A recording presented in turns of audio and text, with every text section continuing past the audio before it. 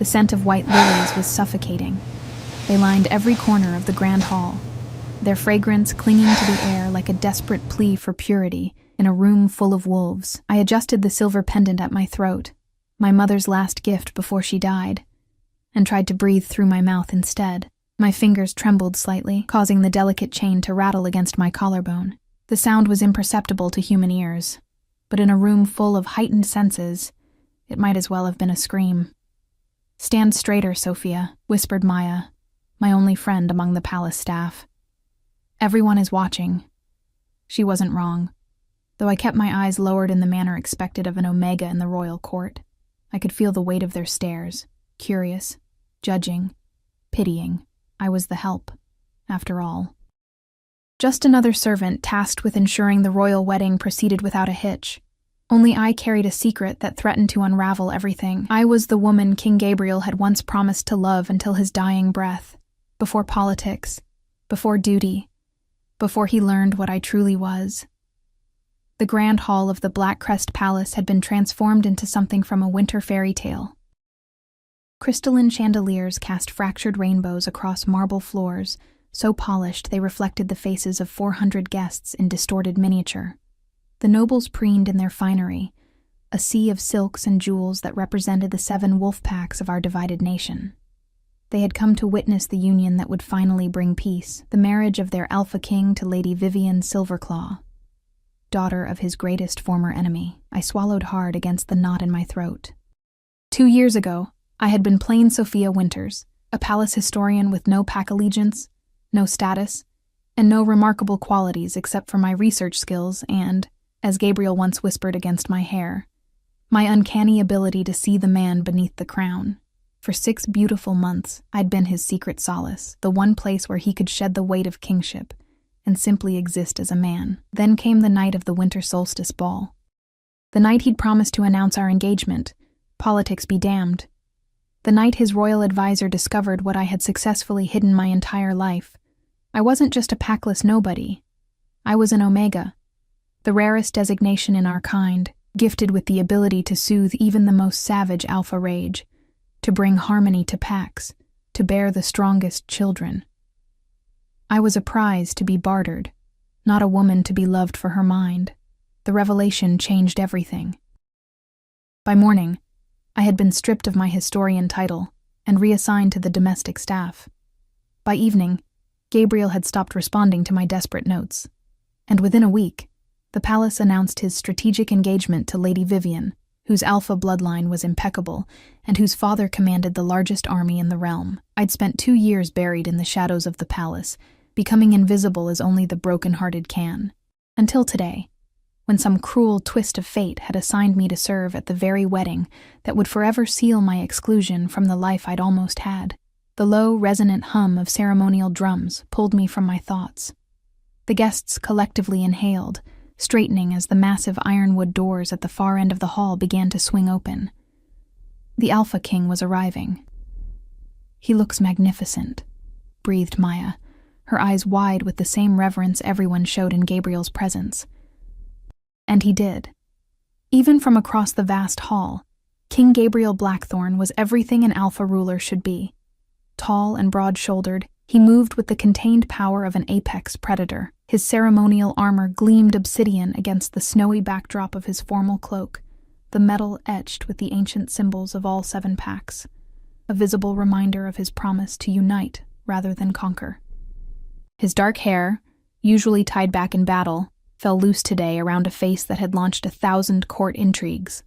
Strong jaw, aristocratic nose, and eyes the color of a storm-tossed sea.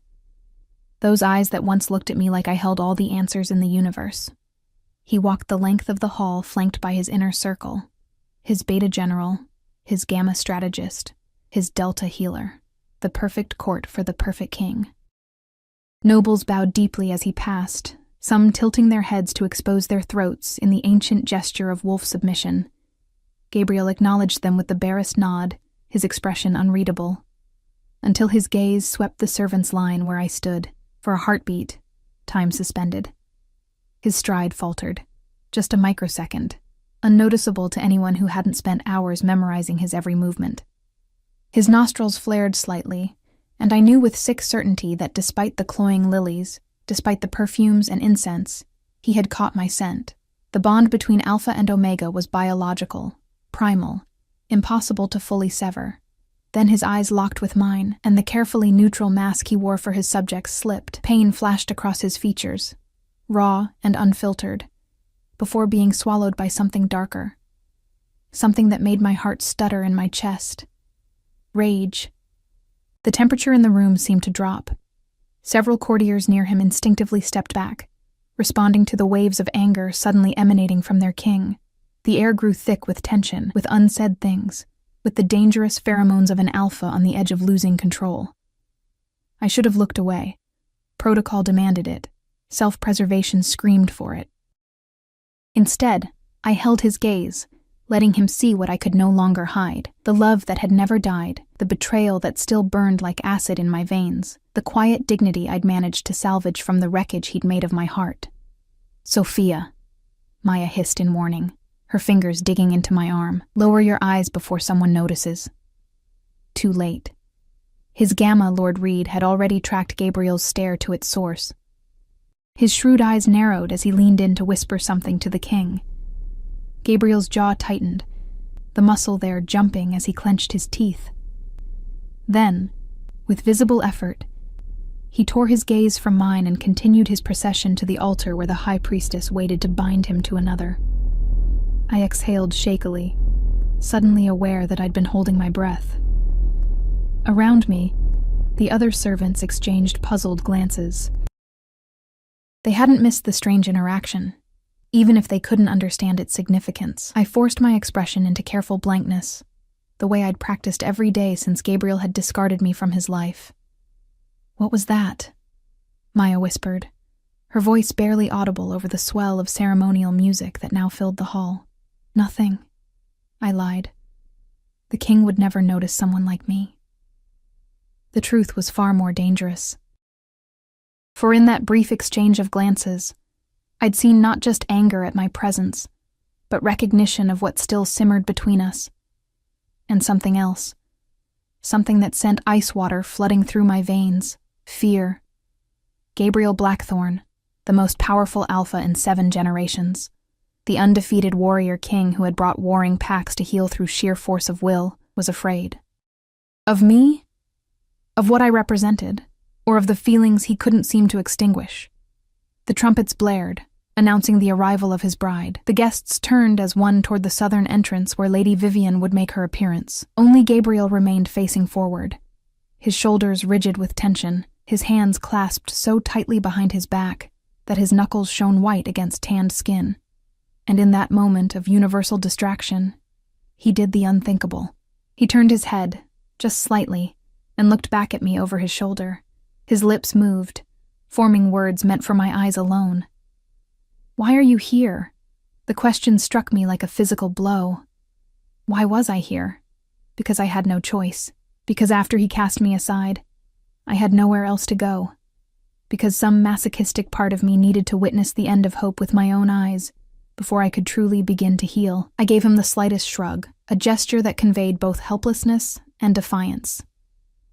His eyes darkened, and for a second, I glimpsed the wolf that lived beneath his human skin, the apex predator that would tear apart anything that threatened what belonged to him. But I no longer belonged to him. That was the point of today's ceremony. A collective gasp pulled our attention back to the moment. Lady Vivian had appeared at the far end of the hall, and even I had to admit she made a stunning bride. Her gown was a masterpiece of silver and white, embroidered with the symbols of both her birth pack and the royal house she was about to join. Her red gold hair was piled high and crowned with a diamond tiara that caught the light with every graceful step. Beautiful, powerful, politically perfect. Everything I could never be. Gabriel turned to face his bride, his back now to me. His posture once again the very image of regal composure. The high priestess began the ancient words that would bind alpha to alpha in the sacred marriage bond, her voice carrying to every corner of the hushed hall. I should have looked away, should have focused on my duties, on surviving this day with my dignity intact. Instead, I watched as Lady Vivian processed toward the man who had once been mine, and I allowed myself to feel every jagged shard of pain. That's when I noticed it. The barely perceptible tremor in Gabriel's right hand, the hand extended toward his approaching bride. To anyone else, it might appear as wedding nerves, but I knew better. It was the same tremor I'd seen the night he'd first kissed me, when emotion had overwhelmed his legendary control. The royal advisor, standing just behind Gabriel, noticed it too. Lord Thorne, the cold-eyed beta who had orchestrated my removal from Gabriel's life, leaned forward to whisper something urgent in the king's ear. Gabriel's spine stiffened even further, if such a thing were possible, and the tremor vanished as he clenched his hand into a fist, before relaxing it again. Lady Vivian reached the altar steps, her practiced smile never faltering as she took Gabriel's offered hand. The high priestess raised her arms, calling upon ancient powers to witness the union. The ceremony was reaching its apex, the moment when the binding would become irrevocable. And that's when it happened. A commotion at the rear of the hall. Shouts, the sound of running feet. Gabriel's head snapped up, his body automatically moving to place himself between his bride and potential danger. The guests turned in confusion as royal guards rushed to intercept something, or someone. "The castle is under attack," a voice cried from somewhere near the entrance. Chaos erupted. Nobles scrambled from their seats, some shifting partially to their wolf forms in panic. Gabriel's military commanders converged around him, creating a protective circle as they awaited orders. Through the confusion, I alone saw the truth in Gabriel's eyes. Not concern for his bride or kingdom, but terrible, devastating relief. The wedding had been interrupted, the binding remained incomplete. And as our eyes met once more across the churning sea of panicked guests, I realized with absolute certainty that whatever game fate had decided to play with us, this was only the opening move. The silver pendant at my throat suddenly felt warm against my skin. My mother's last words whispered through my memory. "Remember, little one, an Omega's greatest power is not in submission, but in the strength to stand when others would have you kneel." Today I had stood, and nothing would ever be the same again. The next few minutes dissolved into controlled chaos. Royal guards flooded the hall, their black uniforms forming a protective perimeter around the nobles as they escorted them to safety. Gabriel's inner circle had immediately surrounded him and Lady Vivian, whisking them toward a hidden passage behind the ceremonial altar, one of many secret routes designed for the royal family's escape during attacks. "All domestic staff to the eastern kitchens," barked the head steward, his normally composed face tight with stress. "Now!" Maya grabbed my arm, pulling me into the stream of servants hurrying toward the service corridors. I moved automatically, my mind still replaying that final look Gabriel had given me, that flash of naked relief that had slipped through his careful mask. "Sophia, hurry," Maya urged, her fingers digging into my arm. "Something's very wrong." Something was indeed wrong, but not in the way everyone assumed. In my 3 years at the palace, first as a historian, then as a servant, I had participated in countless security drills. This felt different. The guards moved with purpose, but without the urgency of genuine danger. No howls of injured wolves echoed through the halls. No scent of blood tainted the air. This wasn't an attack. This was a diversion. The realization stopped me in my tracks. Maya tugged at my arm, her eyes wide with fear. "I need to get something from the library," I said, the lie sliding easily from my lips. "My mother's journal. I can't lose it if there's a true threat." "Are you insane? We need to—" "Go ahead," I told her, gently extracting myself from her grip. "I'll catch up, I promise." Before she could protest further, I slipped into a side corridor, one that would eventually lead toward the royal quarters rather than away from them.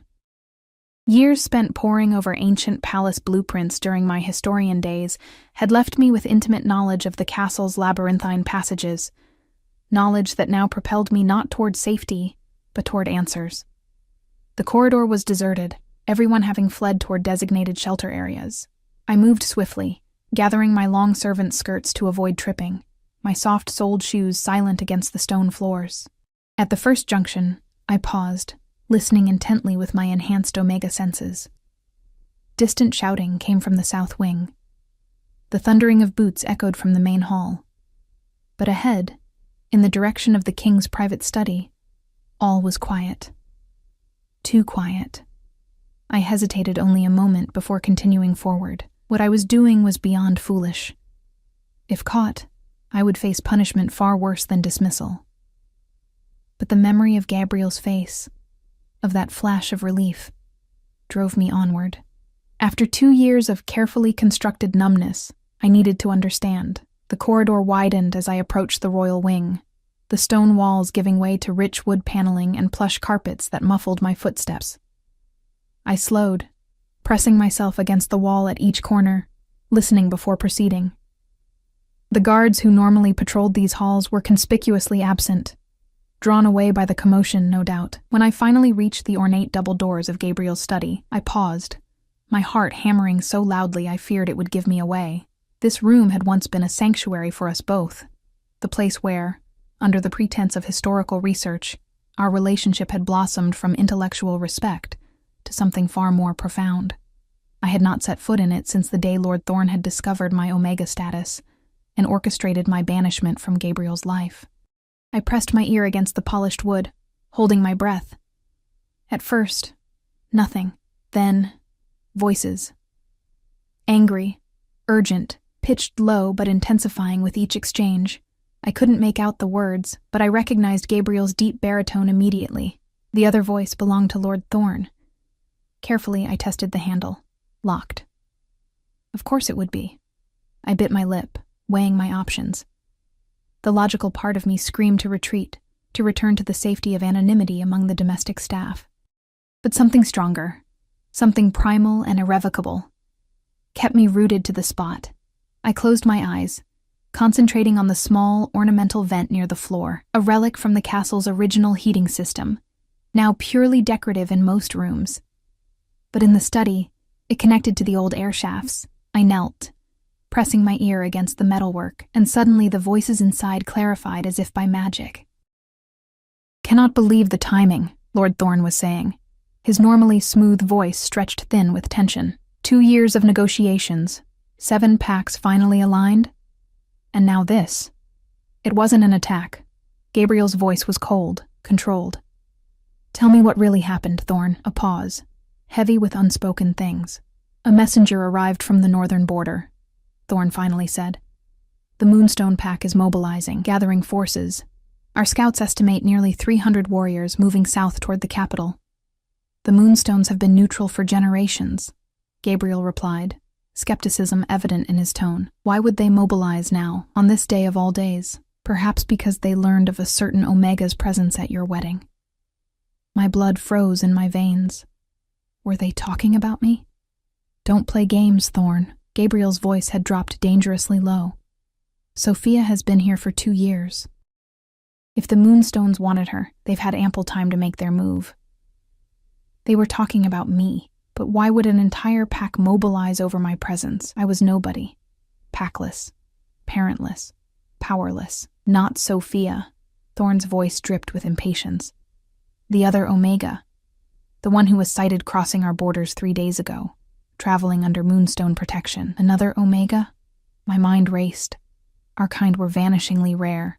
I had never met another in my 25 years of life.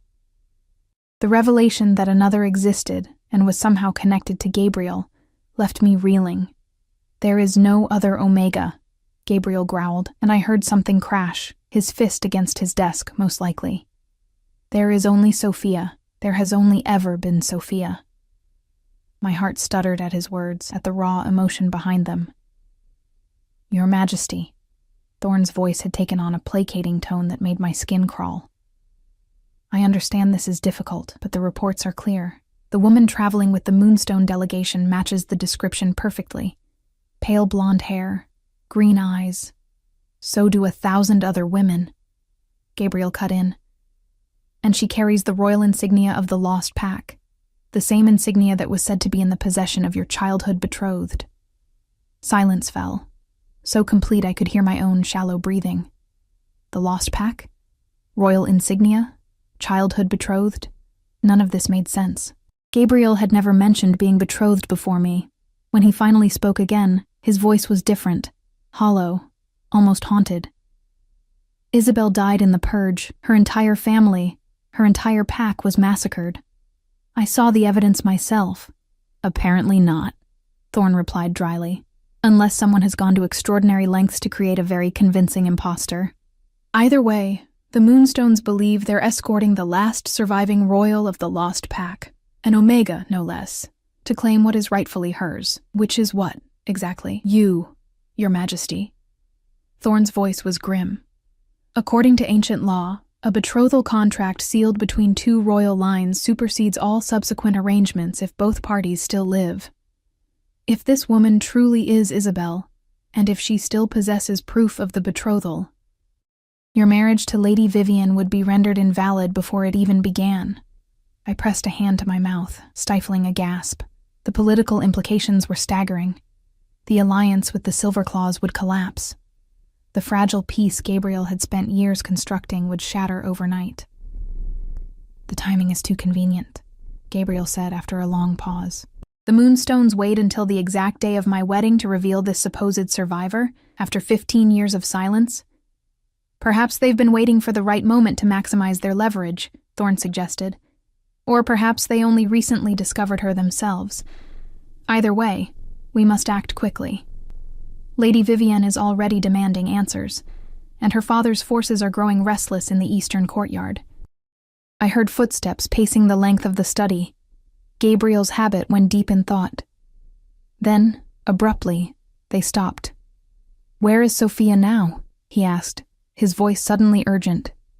The question startled me so much I nearly lost my balance, my hand slipping against the smooth wall.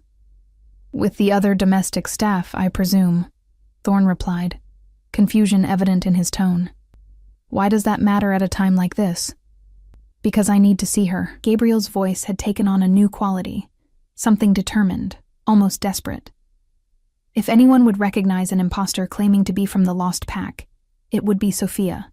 Her research on the Purge was the most comprehensive study ever compiled. "Your Majesty, with all due respect, this is hardly the time to consult with a servant girl, regardless of her previous academic contributions. We need to—" "Enough!"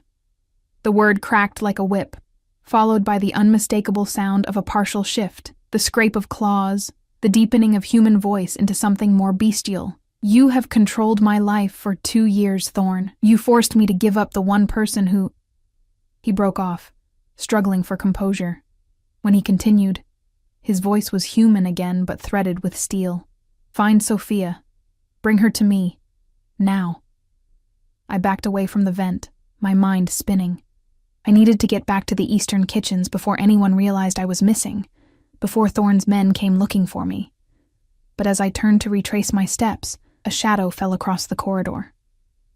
"Eavesdropping is beneath even you, Sophia." Lord Reed, Gabriel's Gamma, stood watching me with arms crossed over his broad chest, his expression unreadable. Unlike Thorn, who had always regarded me with thinly veiled contempt, Reed had treated me with distant courtesy even after my demotion to the domestic staff. But his loyalty to Gabriel was absolute and unquestioned. I straightened, knowing denial was pointless. "How long have you been standing there?" "Long enough." His amber eyes studied me carefully. "You heard about the other Omega." It wasn't a question, but I nodded anyway. "Is it true? Could she really be—" "That's what we need to determine." Reed glanced at the study door, then back to me. "The king has asked for you, though I suspect you already know that. Lord Thorn won't be pleased." A faint smile touched Reed's lips, there and gone in an instant. "Lord Thorn rarely is when things escape his control. Come." He gestured toward the study door. "His Majesty is waiting." My pulse quickened as Reed rapped sharply on the ornate wood. The voices inside ceased immediately. "Enter," came Gabriel's command. Reed pushed the door open, placing a hand lightly on my back to guide me forward. I stepped into the familiar room, memories washing over me in a dizzying wave. The massive desk of dark wood, where Gabriel had once spread maps for me to analyze, the wall of books where we'd spent hours debating historical theories. The deep window seat where he'd first kissed me, hesitantly, as if afraid I might shatter beneath his touch. And Gabriel himself, standing tall and imposing before the fireplace, his ceremonial armor discarded, wearing only the simple black tunic and trousers that served as its undergarments. He looked younger without the trappings of kingship, more like the man who had once laughed with me over ancient texts, and fed me berries as we pored over star charts. His eyes found mine instantly, widening with some emotion I couldn't name. For a heartbeat, we simply stared at one another, the air between us charged with 2 years of unspoken words. Lord Thorne stood to one side, his face darkening as he saw me. "What is the meaning of this?" he demanded of Reed. "I was just about to send for her." Reed inclined his head slightly. "I happened to encounter Sophia in the corridor and thought it prudent to bring her directly, given the urgency of the situation." Gabriel hadn't moved, hadn't spoken, his eyes still locked on mine. In them, I read confusion, anger, regret, and something else, something that made my heart twist painfully in my chest. Longing. "Sophia," he finally said, my name a caress on his lips despite the formality of his tone. "Thank you for coming." As if I'd had a choice, as if we weren't all pieces in some greater game neither of us fully understood. But I simply lowered my eyes in the proper gesture of respect and said, "How may I serve the crown, Your Majesty?" The room fell silent after my formal greeting. I could feel Gabriel's eyes still on me, searching for something beneath my carefully composed expression. Lord Thorne cleared his throat pointedly, breaking the tense moment. "If we could proceed," he said, his voice tight with barely contained irritation. "Time is of the essence." Gabriel finally looked away from me, turning to face the window with his hands clasped behind his back, a posture I recognized as his way of gathering thoughts before making critical decisions. "Sophia," he said without turning, "what do you know of the Lost Pack?" The question caught me off guard. Despite my eavesdropping, I had expected to be eased into the conversation, not thrown directly into its heart. I straightened my shoulders, instinctively falling into the scholarly tone I'd used during my historian days. "The Lost Pack was one of the original 9 wolf lineages," I began. "Their territory lay in the far northern mountains, largely isolated from the other packs. They were known for their distinctive silver-white fur and exceptional healing abilities. The entire pack, roughly 200 wolves, was presumed massacred during the Purge 15 years ago, when the previous king launched his campaign to eliminate any bloodlines he perceived as threats to his rule." Gabriel nodded slightly. "And their ruling family?" I hesitated, knowing I was stepping onto dangerous ground. The Purge was still a raw wound in our nation's history. The bloody campaign that had eventually led to Gabriel taking the throne from his own father to end the slaughter. "The Moonrose family ruled the Lost Pack for over 8 generations, I continued carefully. "They were unique among royal lines for producing an unusually high number of Omega wolves. The last ruling family consisted of King Alistair, Queen Alara, and their daughter, Princess Isabel, who would have been about 7 years old at the time of the Purge." I paused, then added what I knew would be the most pertinent information. "Historical records indicate that Princess Isabel was betrothed to the Crown Prince of the Blackthorn Pack, to you, Your Majesty, when you were both children. It was an arrangement meant to heal centuries of tension between your bloodlines." Gabriel turned to face me then, his expression unreadable. "And what evidence existed of this betrothal?" Here, I had to tread carefully. This wasn't merely academic history anymore. This was Gabriel's personal past, intertwined with present political machinations. "According to the royal archives, twin ceremonial medallions were created to seal the betrothal," I said. "One bearing the Blackthorn crest, one bearing the Moonrose emblem. They were enchanted by pack mystics so that each would grow warm in the presence of the other, a symbol of the bond that would eventually unite the bloodlines." Lord Thorne made a dismissive sound. "Children's trinkets, hardly binding legal documents." "On the contrary," I countered, momentarily forgetting my position as I slipped into the academic debate that had once been my passion. "In ancient pack law, physical tokens exchanged in formal betrothal ceremonies carried the weight of blood oaths, particularly between royal lines. If both betrothed parties survived to adulthood and still possessed their tokens, the contract would remain binding unless formally dissolved by mutual agreement." I realized too late that I had spoken out of turn. Lord Thorne's eyes narrowed dangerously. But before he could reprimand me, Gabriel stepped forward. "And what evidence exists that Princess Isabel died in the Purge?" he asked, his voice carefully controlled. This was the question that made my pulse quicken. During my research years, I had stumbled across inconsistencies in the official accounts, discrepancies I had been in the process of investigating when my relationship with Gabriel was discovered, and I was removed from my position. The official record states that the entire royal family was killed when their mountain stronghold was burned, I said slowly. Your father's forces recovered bodies matching the descriptions of the king and queen, but I hesitated. But? Gabriel prompted.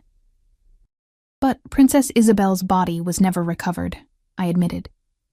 It was presumed she had perished in the fire, her remains too damaged to identify. However, my research uncovered witness accounts suggesting that a child matching her description was seen being carried away by loyalists during the attack. The room went still. Lord Reed, who had been standing silently by the door, exchanged a significant look with Gabriel. You never shared this information during your time as royal historian, Thorne accused. I lifted my chin slightly. I discovered it shortly before my reassignment. I was still verifying the sources when I lost access to the archives.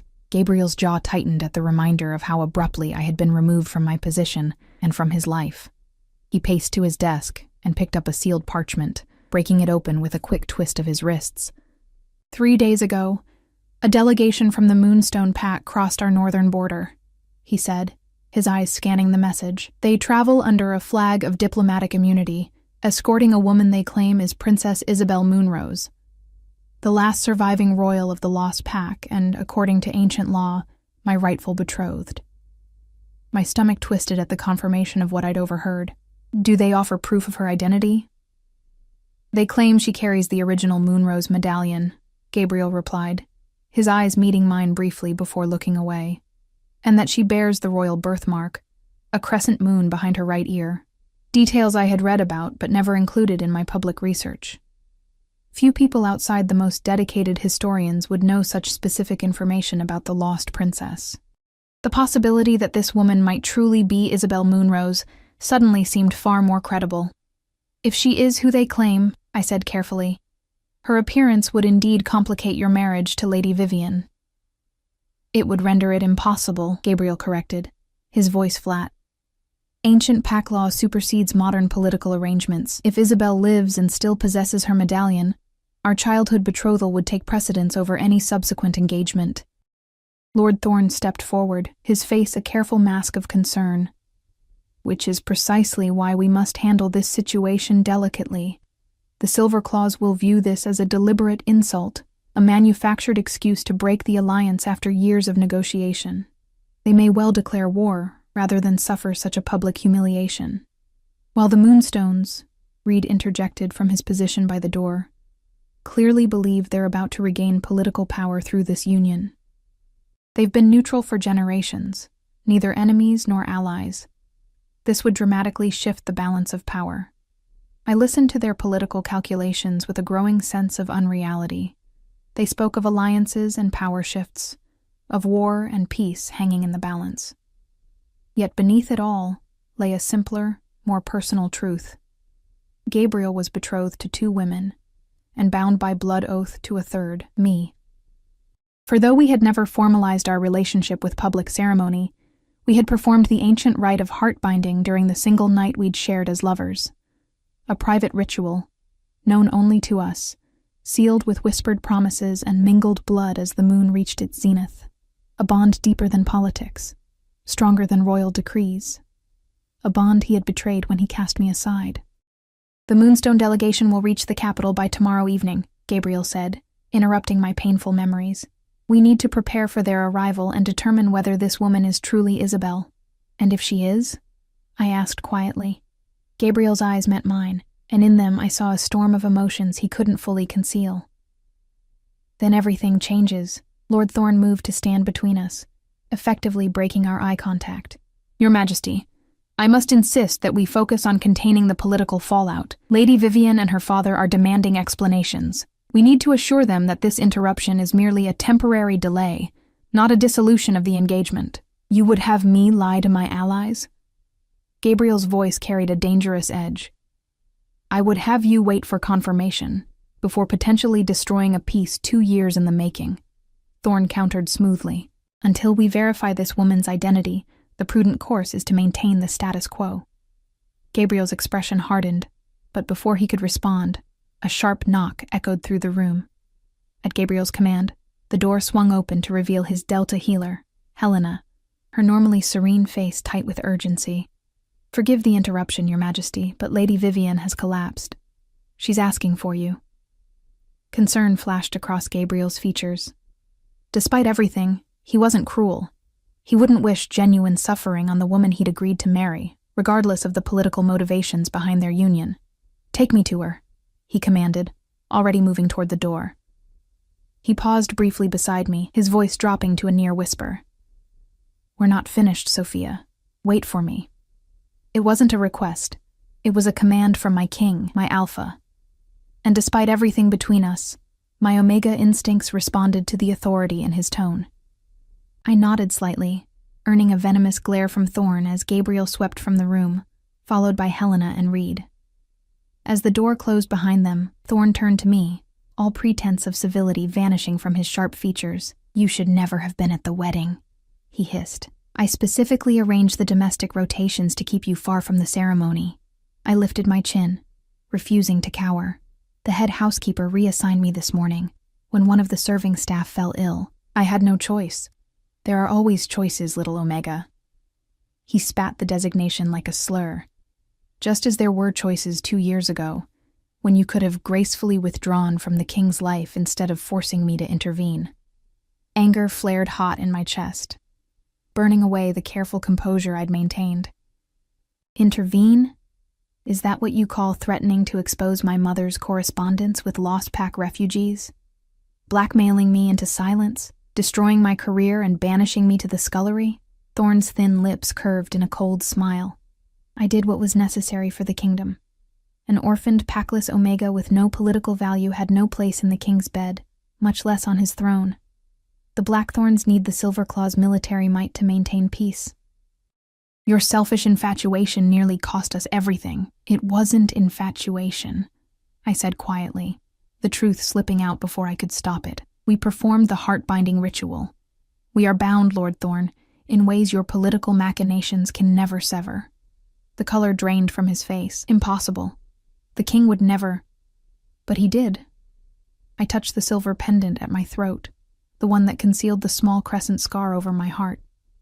The physical manifestation of our bond. Whatever game you're playing, whatever control you think you have over him, it will never be complete. Not while I live. Thorn took a menacing step toward me, his hand rising as if to strike, then stopped himself with visible effort. You foolish girl. Do you have any idea what forces you're tampering with? The piece of 7 packs hangs by a thread, and you throw around claims of ancient rituals as if they trump the needs of an entire kingdom. I make no claims on the throne, I replied, holding my ground. I never have. But neither will I pretend the bond between us doesn't exist. Not when you've brought me here to help identify a woman who may have a legitimate claim to Gabriel's hand. Something calculating entered Thorn's gaze. Perhaps that's precisely why you should be involved, he said, his tone shifting abruptly. Your expertise on the Lost Pack is unparalleled, as His Majesty pointed out, and your personal connection might prove useful in ensuring the right outcome for all concerned. I didn't trust his sudden change in demeanor, but before I could respond, the study door opened again. Lord Reed stepped inside, his amber eyes quickly assessing the tension between Thorn and myself. Lady Vivian is resting comfortably, he reported, though his gaze remained on me. A stress reaction, nothing more serious. The king has requested Sophia's presence in the South Tower Library immediately. The South Tower Library, our special place, where Gabriel and I had spent countless hours poring over ancient texts together, where our intellectual partnership had first blossomed into something deeper. The significance of the location wasn't lost on me. Thorn's eyes narrowed. His Majesty should be focusing on reassuring his bride and her father, not secluding himself with a former servant. The king, Reed replied with subtle emphasis, is preparing to meet a delegation that may upend the entire political landscape. He requires Sophia's historical expertise. He turned to me, gesturing toward the door. If you'll come with me. I moved to follow him, but Thorn's cold voice stopped me at the threshold. Remember your place, Sophia. You serve at the pleasure of the crown. a crown that requires stability above all else. Whatever you once shared with Gabriel Blackthorne belongs to the past. For the good of the kingdom, ensure it remains there. I didn't dignify his threat with a response, simply following Reed into the corridor, my heart pounding with a mixture of fear and a dangerous emotion I hadn't allowed myself to feel in 2 years, hope. As we walked the familiar path toward the South Tower, Reed maintained a respectful silence. Only when we were far from Thorne's hearing did he speak, his voice low and urgent. "The king never wanted to let you go," he said without preamble. "You should know that, whatever comes next." I stumbled slightly, caught off guard by the unexpected statement. "Lord Reed, Gabriel fought Thorne's decision for weeks," he continued, guiding me up the winding tower stairs. "He only relented when Thorne convinced the council that the Silver Claws would withdraw from peace negotiations if the king's affections were publicly given to an Omega from no recognized pack." "Why are you telling me this now?" Reed paused on the landing, turning to face me directly. "Because everything is about to change, and you need to be prepared. If this woman truly is Isabel Moonrose, she represents not just a prior claim to Gabriel's hand, but the resurrection of a pack long thought extinct. A pack known for producing powerful Omegas like yourself." My mind raced with the implications. If the lost pack could be restored, if Omegas like me could reclaim our rightful place in pack hierarchy instead of being treated as rare commodities to be bartered or hidden away. "He's waiting," Reed said softly, gesturing toward the library door ahead. "And Sophia? Whatever happened between you, whatever still exists between you, tread carefully. There are more lives at stake than just your own." The South Tower Library stood exactly as I remembered it, a circular room lined with ancient texts, illuminated by tall windows that caught the late afternoon sun. The scent of parchment and leather bindings filled the air, mingled with something I had tried so hard to forget. Gabriel's distinctive scent, like pine forests after rain.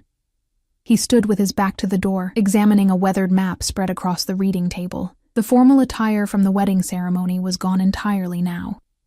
He wore a simple black tunic and trousers that emphasized his warrior's build. Without the trappings of royalty, he looked more like the man who had first captured my heart, the scholar king who valued knowledge as much as strength. Reed cleared his throat softly. "Your Majesty, I've brought Sophia as requested."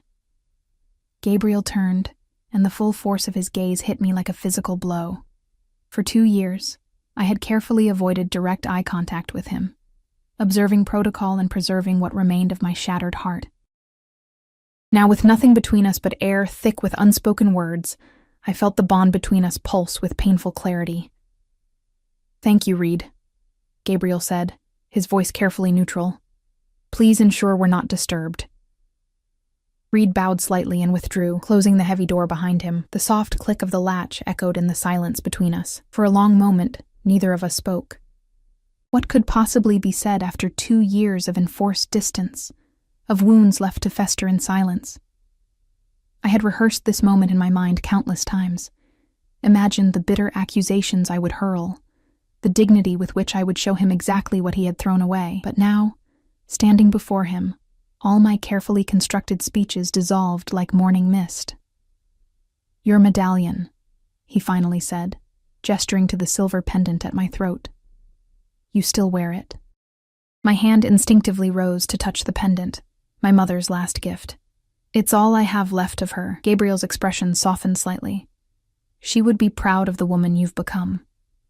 The unexpected gentleness in his voice threatened to unravel me. I steeled myself against it, falling back on formality as a shield. "You wished to consult me about the Lost Pack delegation, Your Majesty?" A flash of hurt crossed his features, before his expression settled into something more guarded. "Yes. And no." He gestured to the chairs positioned near the window, our old reading spot. "Please, sit." I hesitated, then moved to perch on the edge of the chair furthest from him. Gabriel remained standing, as if unsure of his welcome in what had once been our shared sanctuary. "The Moonstone delegation will arrive tomorrow," he said, running a hand through his dark hair. A gesture of stress I remembered well. "If their claims are true, if this woman really is Isabel..." Then your marriage to Lady Vivian cannot proceed, I finished for him when he trailed off. And the alliance with the Silver Claws will be jeopardized. Gabriel's jaw tightened. Politics is never that simple, as you well know. The question isn't just whether this woman is Isabel, but what her appearance means for the kingdom. Why now, after 15 years of presumed death? Why arrive precisely on my wedding day? You suspect a trap? I suspect nothing and everything. He finally sat, leaning forward with elbows on his knees, closing some of the careful distance I had maintained between us. The timing is too perfect to be coincidence, yet too brazen to be mere manipulation. If the Moonstones wanted leverage, there were subtler ways to gain it than disrupting a royal wedding. I considered this, trying to think like the historian I had once been rather than the wounded lover I remained. What do you know of the Moonstone Pack's current situation? They've maintained strict neutrality since the Purge, Gabriel replied, neither supporting my father's regime nor openly opposing it. When I took the throne, they sent formal congratulations but declined my invitation to join the new Council of Packs. They're self-sufficient, isolated, and intensely private. Not natural allies to the Lost Pack, I mused. The Moonstones were forest dwellers, valley wolves. The Lost Pack were mountain wolves, with entirely different customs and values. Gabriel nodded, a ghost of our old intellectual connection flickering between us. Exactly. There's no clear political advantage for the Moonstones in creating a false Isabel.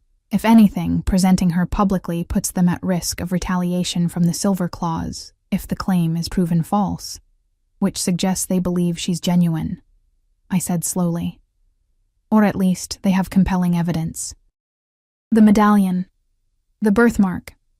Gabriel's eyes searched mine. You're the foremost expert on Lost Pack history, Sophia. Could such things be faked? I considered the question carefully. The medallion, perhaps, though creating a convincing forgery of an enchanted object would require exceptional skill. The birthmark is more difficult. It would need to be in precisely the right location, the exact crescent shape described in historical texts. And if both are authentic, I hesitated, knowing he wouldn't like my answer. Then the probability is high that she truly is Isabel Moonrose. Gabriel stood abruptly, moving to the window to stare out at the gathering dusk.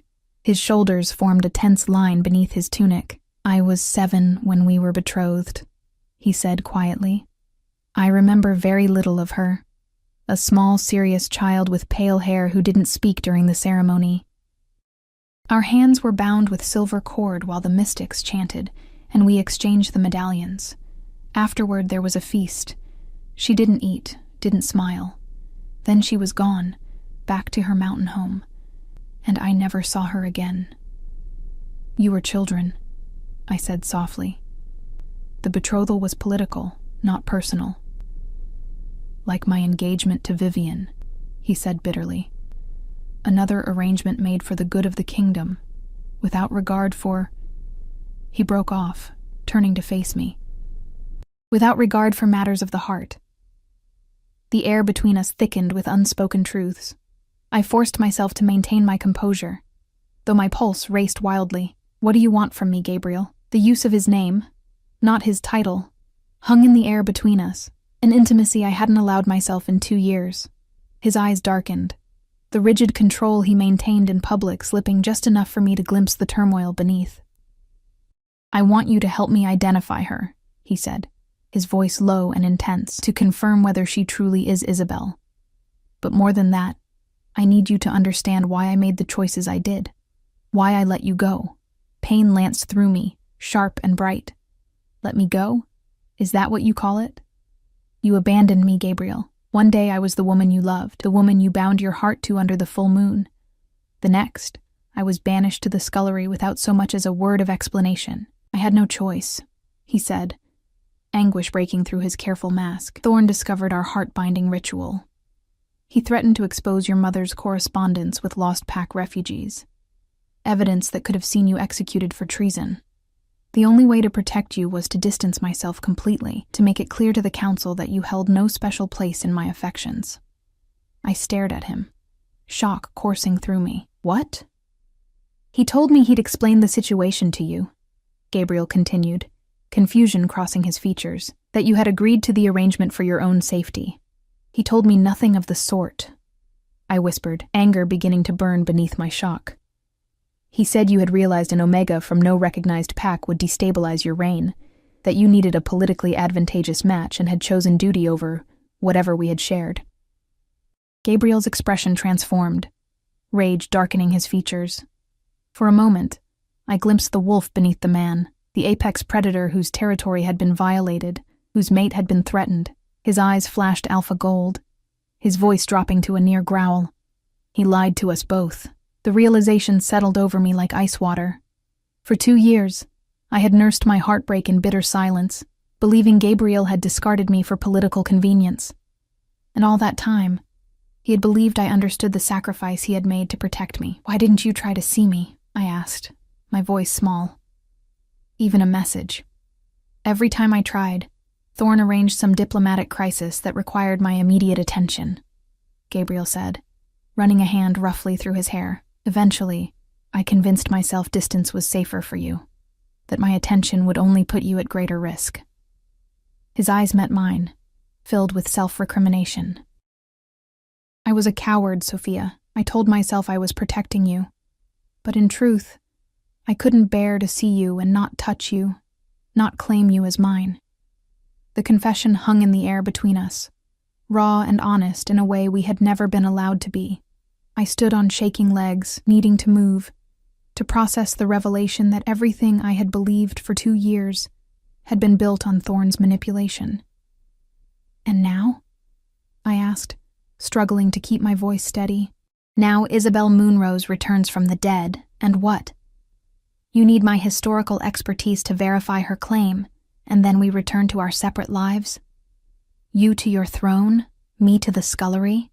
No. The word was sharp, decisive. Gabriel crossed the space between us in 2 strides, standing close enough that I could feel the heat radiating from his body, smell the pine and rain scent that had haunted my dreams for 2 years. Never again, Sophia. Whether this woman is Isabel or not, I won't lose you a second time. Hope flickered in my chest, dangerous and bright. The alliance with the Silver Claws can be maintained through trade agreements and mutual defense pacts, he said firmly. I agreed to marry Vivian because I believed it was the only way to secure lasting peace, and because I believed you understood why I had to let you go. Now I know we were both deceived. Thorn won't accept this easily, I warned, even as my heart raced with possibility. He's built his position on controlling your political alliances. Thorn serves at my pleasure, not the other way around. Gabriel's voice carried the unmistakable authority of the Alpha King. And his days of manipulating either of us are over. The certainty in his voice made something long dormant within me stir to life, the part of my Omega nature that responded to Alpha dominance not with submission, but with a complementary strength. What happens now? I asked softly. Gabriel reached out slowly, giving me time to pull away if I chose. When I remained still, he gently touched my cheek, his fingers tracing the curve of my face as if memorizing it anew. Now, we prepare to meet the woman who may be Isabel, he said. And whatever her identity, whatever political storms her arrival brings, we face them together. His thumb brushed my lower lip, sending shivers through me. No more secrets between us, Sophia. No more sacrifices made in silence. I wanted desperately to believe him, to fall back into the connection we had shared, but 2 years of pain couldn't be erased with a single conversation, no matter how revelatory. I need time, I whispered, stepping back from his touch, even as every fiber of my being protested the separation. 2 years believing you had discarded me like a convenient political liability. That wound doesn't heal in a moment. Pain flashed in his eyes, but he nodded, respecting the boundary I had set. Time you shall have. But know this, Sophia. He reached for my hand, bringing it to his lips in a gesture both courtly and intimate. Our heart binding was no political arrangement. It was the truest choice I've ever made. Before I could respond, a sharp knock echoed through the library. Gabriel released my hand, stepping back with visible reluctance. "Enter," he commanded, his voice instantly reverting to its royal timbre. The door swung open to reveal Lord Reed, his expression grave. Forgive the interruption, Your Majesty, but the Moonstone delegation has been sighted approaching the Western Road. They've traveled through the night and will reach the palace within hours. Gabriel's brow furrowed. They weren't expected until tomorrow. Why the change? Unknown, sire. But there's more. Reed hesitated, glancing briefly at me. They travel under a flag of urgent sanctuary, and they're being pursued by Silverclaw forces. The implication hit me like a physical blow. Lady Vivian's family is attacking a diplomatic delegation. It would appear so, Reed confirmed grimly. Our border patrols report at least 30 Silverclaw warriors in pursuit, armed for combat rather than ceremony. Gabriel's expression hardened into the mask of kingship I had seen him don so many times before. Assemble the royal guard, send riders to intercept the Silverclaw forces, and remind them that attacking a delegation under diplomatic protection on royal lands constitutes an act of war. Reed bowed and departed immediately to carry out the orders. Gabriel turned back to me, the tenderness of moments before replaced by strategic focus. The game has changed, he said. Whatever Thorn might have planned, whatever carefully orchestrated political dance he envisioned, the Silverclaws have forced our hand. If they're willing to attack a protected delegation, they never truly sought peace. I nodded, my historian's mind already analyzing the implications. They must believe this woman truly is Isabel, and that her claim threatens their position more than an outright breach of diplomatic protocol. Precisely. Gabriel moved to the window, gazing out at the darkening sky, as if he could already see the approaching conflict. And now I must decide whether to defend a woman who may be a long-lost betrothed I barely remember, potentially triggering war with the most powerful military force in the realm. I joined him at the window, careful to maintain a respectful distance despite the revelations we had shared. What will you do? He turned to me, his eyes reflecting the same combination of strength and thoughtfulness that had first drawn me to him. What my father never could: protect the innocent, uphold our sacred laws, and find a path to true peace rather than momentary political advantage. His gaze softened as it held mine. And I would have you by my side, Sophia, not as a servant, but as the historian and counselor you were always meant to be, if you're willing. The offer represented everything I had once dreamed of, a return to my true calling, a place of respect within the court, and a chance to rebuild what had been shattered between us. Yet caution tempered my hope. And what of Thorn? Of the council who supported removing me from your life? They will accept my decision or face the consequences, Gabriel said simply. I am Alpha King. It's time I remembered what that truly means.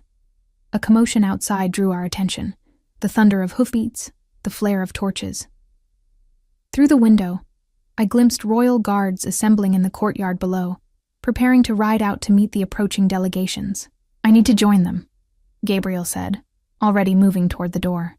He paused, turning back to me with an intensity that made my breath catch. When I return, we will finish this conversation. There is much still to say between us. I'll be here, I promised softly. He nodded once, then was gone, his footsteps echoing down the spiral stairs as he descended to meet whatever fate approached with the Moonstone delegation, and the woman who might be Isabel Moonrose, his long-lost betrothed. I remained at the window, watching as Gabriel mounted his midnight black stallion and led his guard out through the palace gates. In the distance, storm clouds gathered on the horizon, a fitting backdrop to the political tempest about to break over all our heads. My fingers found my mother's pendant, tracing its familiar contours as I whispered her final advice to me. Remember, little one, an Omega's greatest power is not in submission, but in the strength to stand when others would have you kneel. Tonight, I had stood before my king as an equal for the first time in 2 years.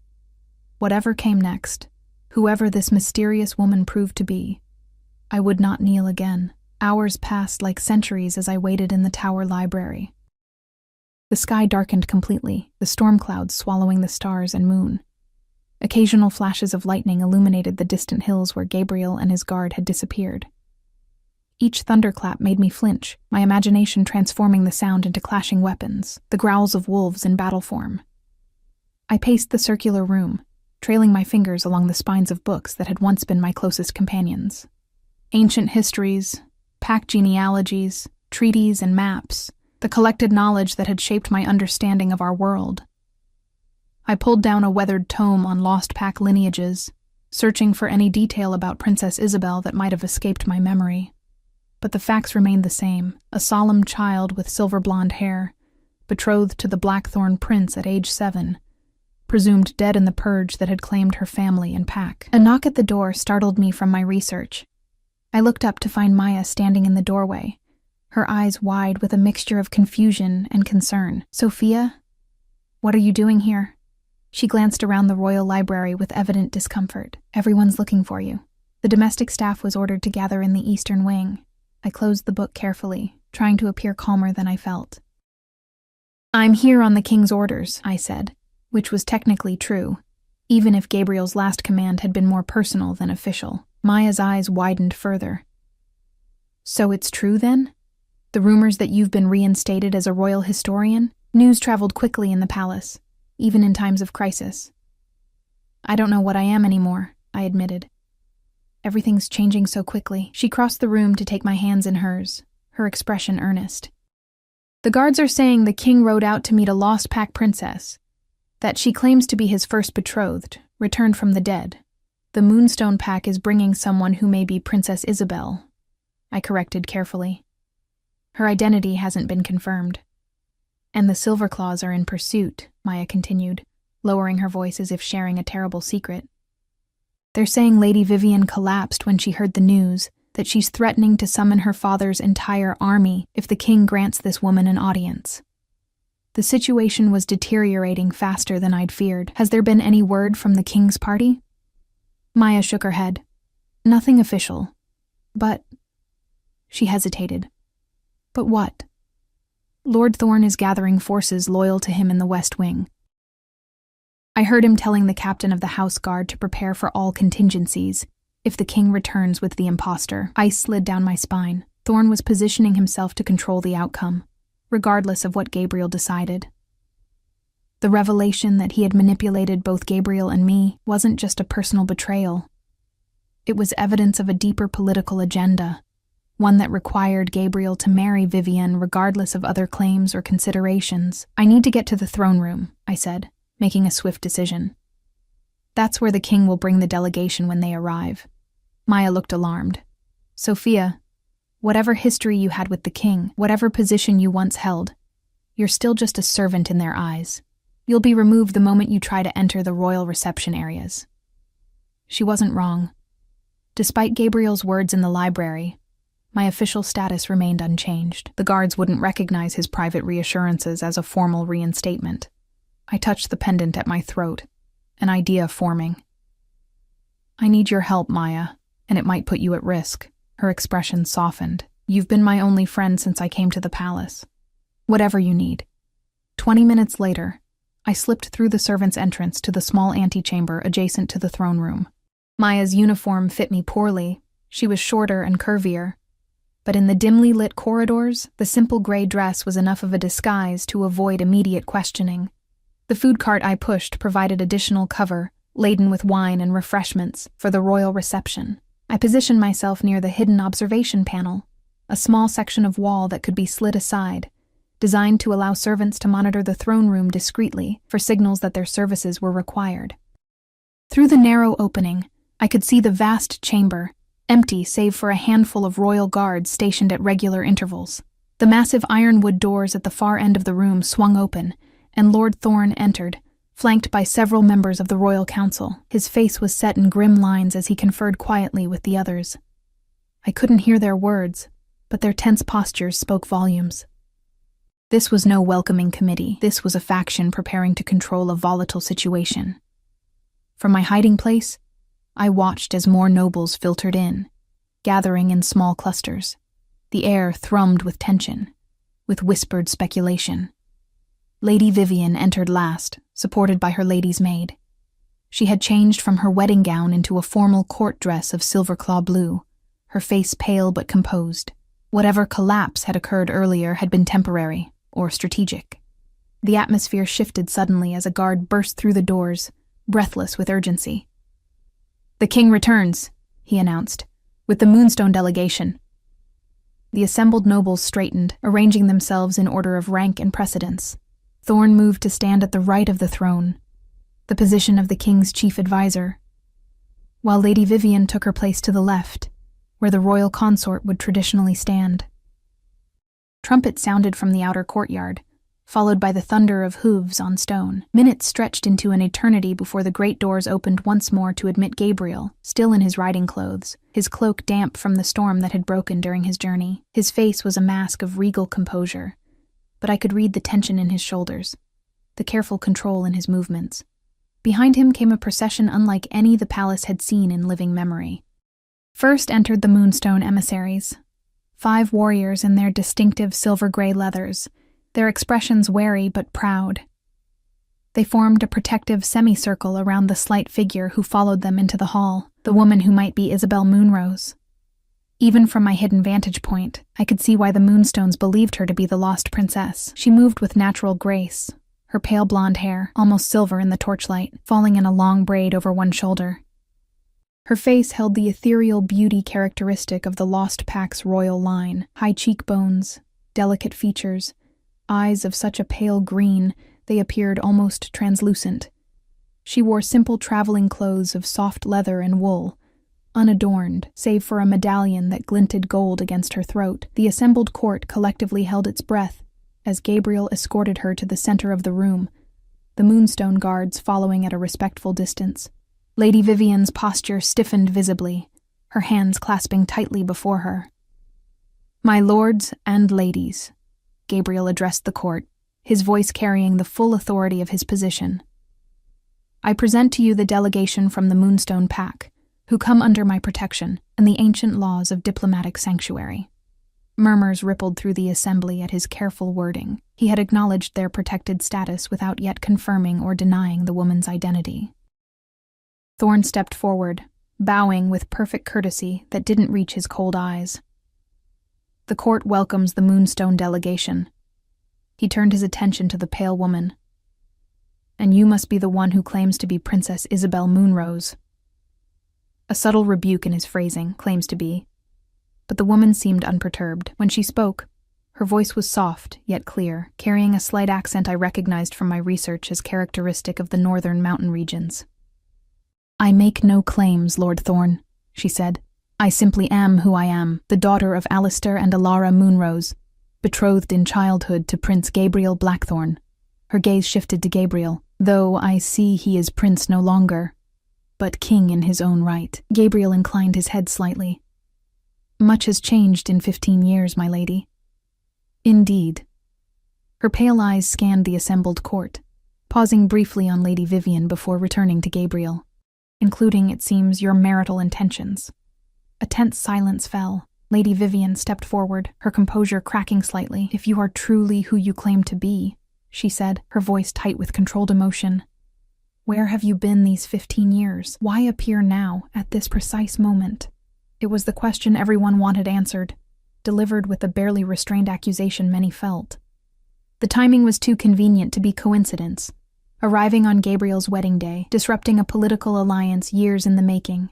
The woman who might be Isabel met Vivian's hostility with calm dignity. "I have been in the far north, beyond the borders of the known packs, living among those who escaped the purge. I returned when I learned of King Gabriel's impending marriage, not to prevent it, but to honorably dissolve our childhood betrothal so that he might proceed without the shadow of prior obligation." Her answer surprised me. If she truly sought only to release Gabriel from their betrothal, why had the Silverclaws pursued her delegation with armed forces? Why had her arrival thrown the court into such disarray? Thorn clearly shared my skepticism. "A noble sentiment," he said smoothly. "Yet you travel under Moonstone protection, wearing what appears to be the royal medallion of the Lost Pack. These are not the actions of someone seeking to quietly resolve an outdated arrangement." "The medallion is my birthright," she replied without heat, "and the Moonstones offered their protection when it became clear others wished to prevent my arrival." Her gaze flicked meaningfully toward Lady Vivian, perhaps to avoid the inconvenience of acknowledging that I survived when so many did not.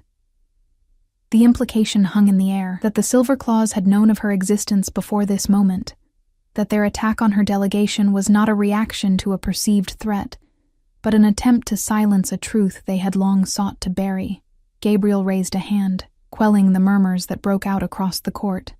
These are serious matters that require verification, not speculation.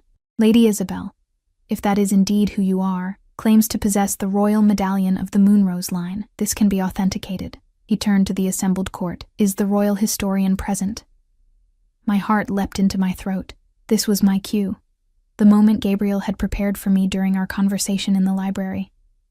He was publicly reclaiming my position, creating the opportunity for me to step forward legitimately. I abandoned my hiding place, slipping through the servants' door into a side corridor that would allow me to enter the throne room properly. As I reached for the handle, a hand clamped over my mouth from behind, another securing my arms. Not so fast, little Omega. Thorne's voice hissed in my ear. Your services won't be required tonight. I struggled against his grip, but he was stronger than his lean frame suggested. A second man appeared, one of Thorne's personal guards, taking hold of my arms as Thorne released me. Take her to my chambers, Thorne instructed the guard. Ensure she remains there until the matter of the princess is resolved. The king asked for the royal historian, I said, keeping my voice steady despite my racing heart. He'll notice my absence. Thorne smiled coldly. The king will be informed that the position remains vacant following your unfortunate departure. By the time he realizes the deception, the impostor will have been exposed and escorted from the kingdom. She's not an impostor, is she? I challenged, sudden clarity washing over me. You know she's truly Isabel. That's why you're so desperate to prevent her claim from being verified. Something flickered in Thorne's eyes. A moment of calculation before his mask of control slipped back into place. What I know, he said carefully, is that peace between the 7 packs hangs by a thread, and I will not allow it to be severed by ghosts from the past or the king's sentimental attachments. This isn't about peace, I realized aloud. It's about power.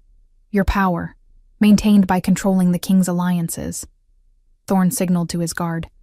Take her, now. The guard began dragging me toward a side corridor, but I wasn't going to be removed so easily this time. I drew a deep breath and let my Omega nature, the part of myself I had suppressed for years to survive, rise to the surface. Gabriel! I screamed, my voice carrying the distinctive harmonic resonance unique to Omegas in distress. It was a primal call that bypassed rational thought, that would reach the Alpha bonded to me regardless of distance or barriers. The guard clamped a hand over my mouth, but it was too late.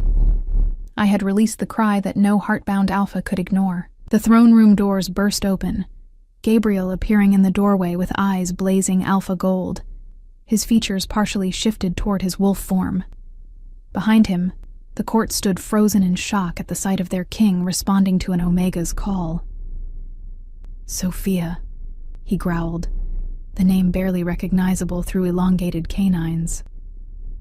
Thorne stepped between us, hands raised in placation. Your Majesty, please. The servant girl is confused, overexcited by the evening's events. I was having her escorted, dragged, I corrected, wrenching free of the guard's suddenly loosened grip to prevent me from identifying the medallion. Gabriel's gaze locked with mine across the distance separating us, the gold in his eyes slowly receding as he mastered his partial shift. When he spoke again, his voice was human, but carried the unmistakable authority of the Alpha King. Bring her forward. Thorne hesitated, clearly calculating his options and finding them limited. With visible reluctance, he stepped aside. I walked toward Gabriel with my head held high, aware of the court's collective gaze tracking my movement. I no longer wore the fine dresses of my historian days, but a borrowed servant's uniform. Yet something in my bearing must have changed, for whispers followed my progress across the throne room floor. Omega. The word rippled through the assembly like a stone dropped in still water. The king responded to an Omega's call. I reached Gabriel's side, meeting his gaze directly. In his eyes I saw concern, relief, and something fiercer, a promise of reckoning for those who had threatened me. Are you harmed? He asked quietly. No, I assured him. Just delayed. He nodded once, then turned to address the court. Many of you remember Sophia Winters, who served as royal historian before her reassignment. His voice hardened on the last word. his gaze finding Thorn briefly before continuing. Her expertise on the Lost Pack is unparalleled, which is why I specifically requested her presence to authenticate Lady Isabel's claim. Lady Vivian stepped forward, her composure cracking further. A servant girl. This is who you would trust to determine the validity of a claim that threatens our alliance. A royal historian, Gabriel corrected firmly, whose position I am formally reinstating, effective immediately. He turned to me. Sophia, can you authenticate the medallion Lady Isabel wears? All eyes turned to the pale woman who stood watching our exchange with quiet intensity. Around her throat gleamed the golden pendant, shaped like a crescent moon embracing a small star, the ancient symbol of the Moonrose royal line. I approached her slowly, aware that one wrong step in this delicate dance of politics and identity could trigger consequences far beyond the throne room. May I? I asked, gesturing to the medallion. She nodded, lifting the chain over her head and placing the medallion in my palm. The moment the gold touched my skin, I felt a strange warmth emanating from it. Not the normal heat of metal warmed by body temperature, but something deeper, as if the object itself carried an inner fire. I examined it carefully, noting the intricate engravings around the edge, ancient pack runes that spelled out the Moonrose family motto. In darkness, we are the light that guides. The craftsmanship was extraordinary, the gold undiminished by time. At the center of the crescent moon, a small catch revealed the medallion's secret nature. It was a locket. I pressed the catch, and the crescent opened to reveal a miniature portrait painted on ivory. A handsome couple with a solemn-faced child between them, all three bearing the distinctive pale coloring of the Lost Pack royalty. Beneath the portrait, inscribed in tiny letters, Alistair, Alara, and Isabel Moonrose, sovereign family of the Northern Heights. It's authentic, I said, looking up to meet Gabriel's gaze. This is the royal medallion of the Moonrose line, commissioned for Princess Isabel's 7th year. A murmur rippled through the court. Lady Isabel, for there seemed little doubt now of her identity, accepted the medallion back with a graceful nod of thanks. There is one more proof, she said quietly, turning to reveal the area behind her right ear. There, visible against her pale skin, was a crescent-shaped birthmark, the royal mark of the Moonrose line, documented in historical texts, but known to few outside scholarly circles. Gabriel stepped forward, studying the birthmark, then the medallion, his expression unreadable. The court held its collective breath, awaiting his verdict. I recognize Isabel Moonrose, rightful princess of the Lost Pack, he finally declared, his voice carrying to every corner of the hall, and acknowledge our childhood betrothal as valid under ancient law. Chaos erupted in the throne room. Lady Vivian let out a sound somewhere between a gasp and a sob, her attendants rushing to support her. Lords and ladies broke into urgent whispers, some looking alarmed, others calculating. Through it all, Thorn stood rigidly by the throne, his face a mask of barely controlled fury. Gabriel raised a hand, and gradually silence returned. However, he continued, such a betrothal, made between children for political purposes, can be dissolved by mutual consent of both parties upon reaching adulthood. This is also ancient law. He turned to Isabel, who watched him with those eerily pale eyes. Is this your wish, Princess Isabel? To dissolve our betrothal so that we may each follow our hearts rather than childhood obligations? A test. Subtle but unmistakable. If she truly had come, as she claimed, to honorably release him from their betrothal, she would agree immediately. Isabel held his gaze for a long moment before answering. It is my wish to honor the true spirit of our betrothal, Your Majesty. An alliance between our packs that would bring peace and unity to our people. She glanced around the tension-filled throne room. But I sense that such unity may be better achieved through other means than marriage. Relief flickered across Gabriel's features. Then we are of one mind. Our childhood betrothal is hereby dissolved, with gratitude and respect on both sides. He took her hand formally, raising it to his lips in a gesture of courtly respect. And I pledge that the Lost Pack will be restored to its rightful place among the 7 nations, with you as its sovereign. It was a masterful political move, acknowledging Isabel's claim while simultaneously removing the threat to his engagement with Vivian. The court relaxed visibly, crisis apparently averted, but Lady Vivian was not so easily appeased. She stepped forward, her face flushed with emotion. How convenient that this lost princess appears willing to relinquish her claims so readily. One might almost suspect prior arrangement. Isabel turned to her, pale eyes suddenly sharp. You speak of arrangements, Lady Vivian. Yet it was your father's forces that pursued my delegation with weapons drawn. What arrangement demanded my silence so desperately that you would risk war to maintain it? The accusation hung in the air, unanswered. Gabriel turned to Vivian, his expression hardening. An excellent question. One that requires an answer before any talk of marriage can proceed. Vivian's composure cracked completely. You would question me? My loyalty? When you stand before your court with an Omega at your side, responding to her call like a trained hound? The insult struck like a physical blow. Gabriel went utterly still, the temperature in the room seeming to drop several degrees. When he spoke, his voice was dangerously soft. Choose your next words with exceptional care, Lady Vivian. But she was beyond caution now, pushed to emotional breaking point by the events of the day. Everyone sees it. The way you look at her, the way you responded to her cry. You never intended to honor our engagement. You've been bound to this. This servant, all along. Whispers erupted throughout the court. Speculation that had simmered beneath the surface for years, suddenly brought into the open. I stood frozen, feeling the weight of hundreds of stares, the judgment and curiosity washing over me in waves. Sophia Winters was royal historian before she was a servant, Gabriel said, his voice carrying the quiet authority that silenced the whispers immediately. Her reassignment was the result of manipulation and threats by those who sought to control the crown through me.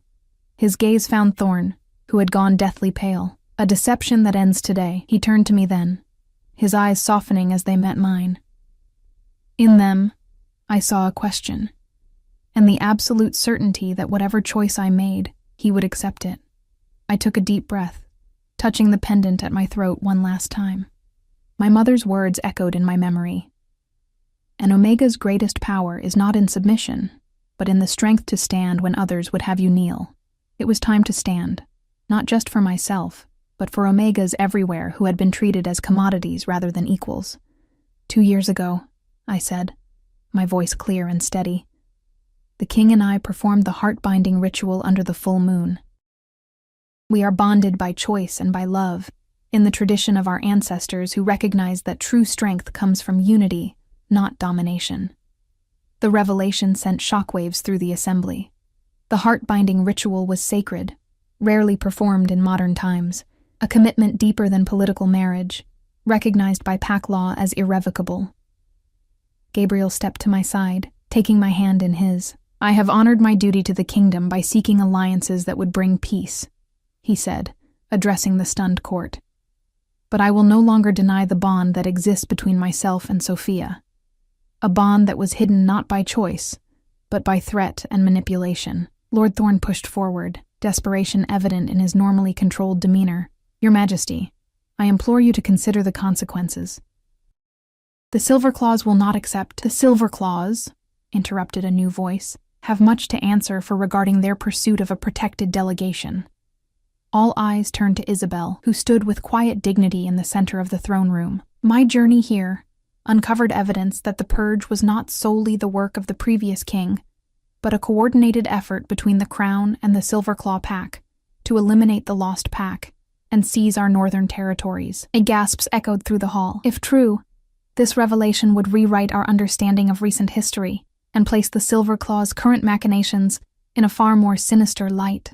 This is outrageous slander, Lady Vivian cried, but her protest lacked conviction.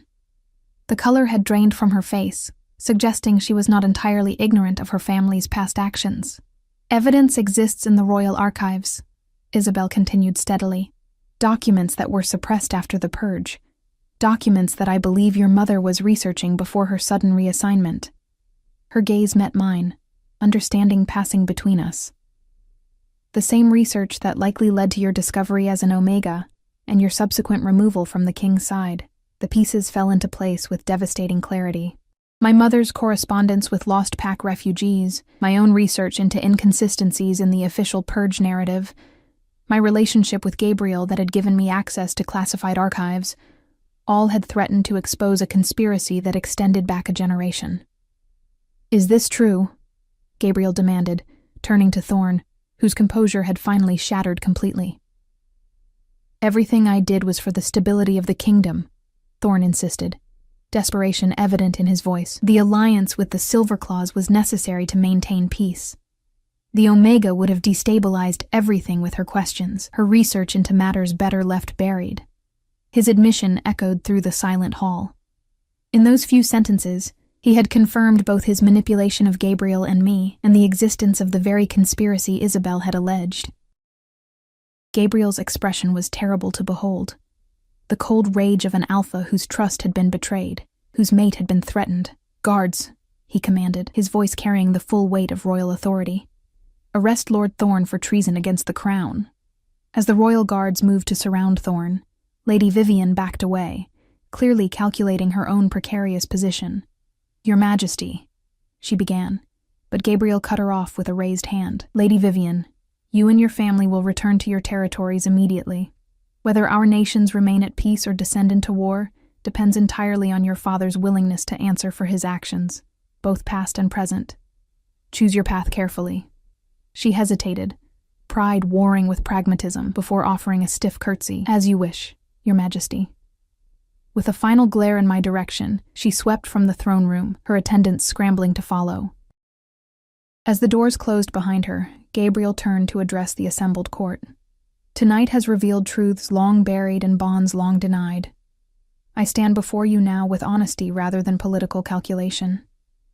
I am bound by heart ritual to Sophia Winters, and I recognize Isabel Moonrose as the rightful princess of the Lost Pack, which shall be restored to its place among the 7 nations. He paused, his gaze sweeping the assembly. "Those who cannot accept these truths are free to depart. Those who remain will help build a kingdom founded on justice rather than conquest, on truth rather than convenient lies." A moment of silence followed his declaration.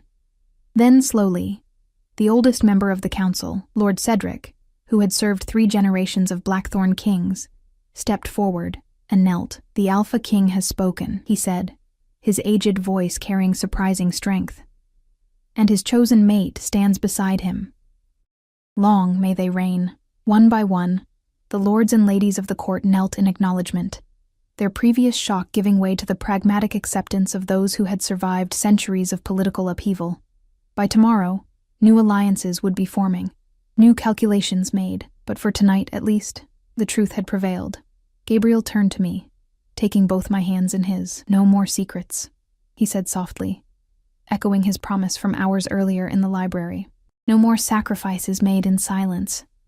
"No more," I agreed, my heart so full I could barely speak. He smiled then. Not the careful smile of diplomacy he showed the court, but the real smile I had fallen in love with years ago. "My historian, my mate, my queen." Around us, the court watched with varying degrees of surprise, calculation, and, from some of the older members, something close to approval. Change had come to the kingdom, swift and irrevocable. As Gabriel leaned forward to seal our reconciliation with a kiss that broke all remaining protocols of court behavior, I caught sight of Isabel Moonrose watching us, a small smile playing at her lips. She had come seeking justice for her lost pack, and found an ally in the most unexpected place, in another Omega, who had refused to kneel when others demanded her submission. The pendant at my throat grew warm against my skin, as if my mother's spirit approved of the path I had chosen. In that moment, surrounded by the swirling currents of political intrigue and standing firm in the love I had thought forever lost, I finally understood the full meaning of her final words to me. An Omega's greatest power isn't found in traditional strength or dominance, but in the courage to stand for truth when lies would be easier, to choose love when fear would be safer, to reclaim your rightful place in a world determined to define your worth by your designation alone. I had found that power at last. And with Gabriel's hand in mine, and the promise of a new beginning spreading before us like the first rays of dawn after the longest night, I knew with bone-deep certainty that I would never let it go again.